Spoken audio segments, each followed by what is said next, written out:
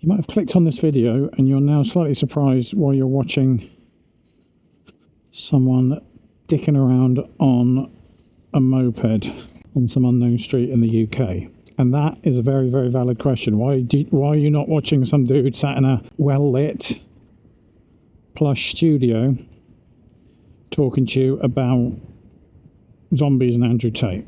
Now, I am going to get to that topic, but important to first clarify, I don't have a studio, don't have enough money for a studio, don't have a good camera, don't have any lighting, but all those things are irrelevant compared to the real reason why you're not watching me in any kind of face-to-face situation, and that's because I have the face-to-face charisma of one of those soldiers caught by, North Korea or Al-Qaeda when they're having to read out prepared statements about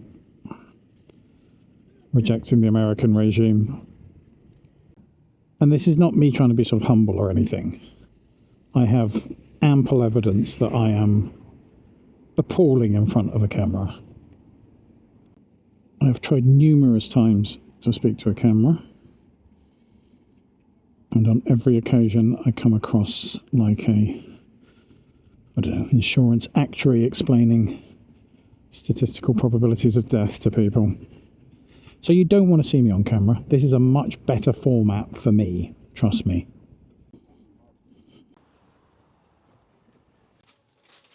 Wow. I don't know, that's going to kill my back. Perfect, thank you. Okay, cheers. Okay, that's the other thing to know about me. The reason I'm on a moped and the reason I'm talking here is because my main job is delivering food for Uber Eats and Deliveroo in Sheffield in the UK. So there will be sort of deliveries interspersed with this. Now, of course, I could just cut out the deliveries and just have the chat, but I actually quite like having the deliveries in. It breaks it up. So anyhow, I'm dropping off 3 vape pens, I think, of vape refills to someone.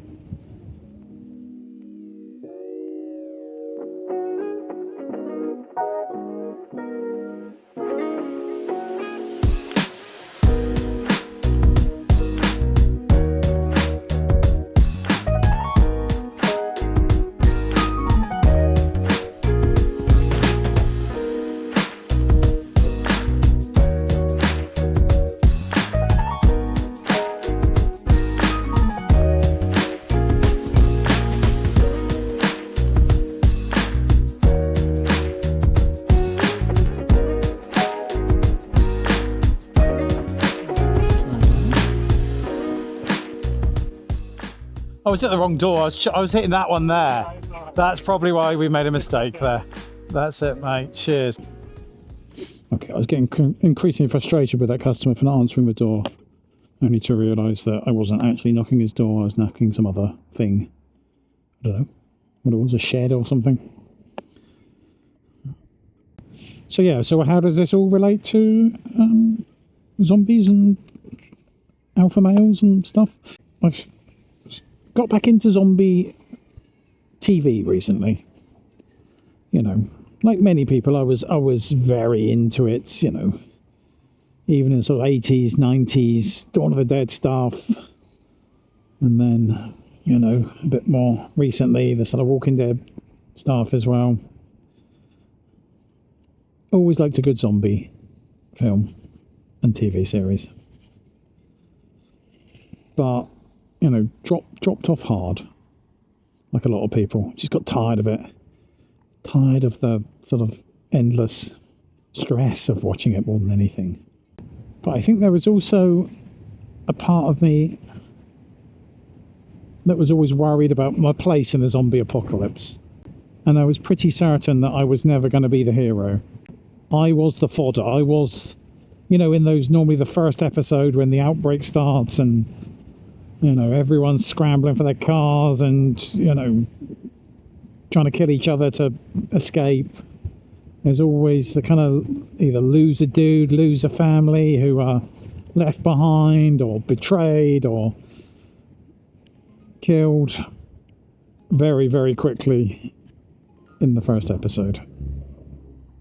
And I always felt that would be me. That would be me in the zombie apocalypse. I just don't have the skill set. You know, I bring very little to the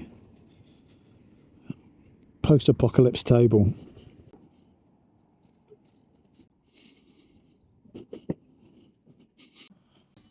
All right, mate. You've got... Cheers, mate. I also feel that even if I did survive beyond the beginning of the zombie apocalypse, and by whatever miracle, maybe I'm absorbed into one of these groups with more competent people than me, I'm going to be one of those people who do something dumb and either get loads of people killed or just get myself killed. I'll be the one who, you know, drops the spanner and alerts all the zombies to come and attack us all, or I'll be the one lagging behind and get eaten alive by the horde, and the hero might come back and try and save me, but in the end will probably leave me just because he realizes that I am a complete liability. Now, I think this is all coming to a bit of sharp focus for me because I've been watching Black Summer, and this is the show I've started watching again as I dip my toe back into the zombie world. And I'm only a few episodes in, but one of the characters is someone who looks, well, kind of alarmingly like a young version of me. And he's your classic useless post-apocalypse nerd. You know, he's flapping all over the place, getting other people into trouble, getting other people killed, and people just kind of abandon him in the end, and he's sort of left on his own, and he's being chased down by this individual zombie, and he's running through supermarkets and you know, desperately trying to get away, but clearly doesn't have a clue what to do. And I'm rooting for him to survive, because I feel he kind of represents all of us. Because the reality is, most of us are going to be that dude in the zombie apocalypse. We're not going to be Rick or whatever the fuck their names are, all those Walking Dead folk.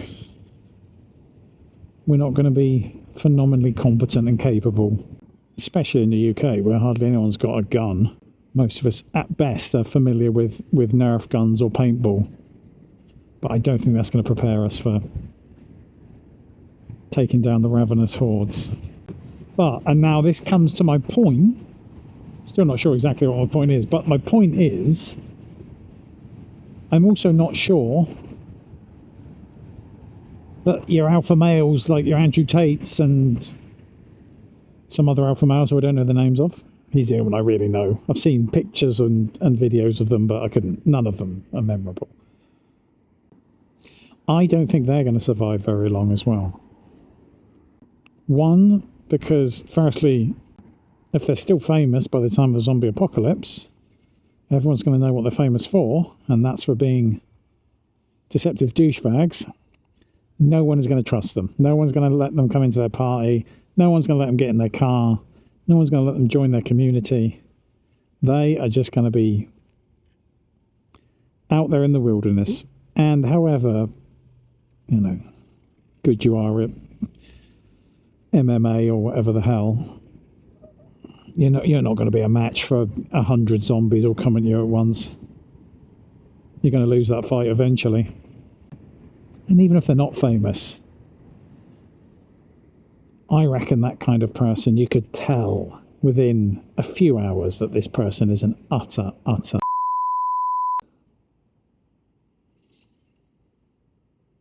and you'd try to ditch him as soon as you could. So what I'm trying to say is, I'm not sure exactly what my point is, but I think my point is that even if the vast majority of us are going to be eaten up in the first couple of days, we do have a slim chance of survival. But the kind of people who think they would survive in the zombie apocalypse are going to get eaten probably as quickly, if not quicker, than losers like you and me. And I kind of feel that is a cause for celebration.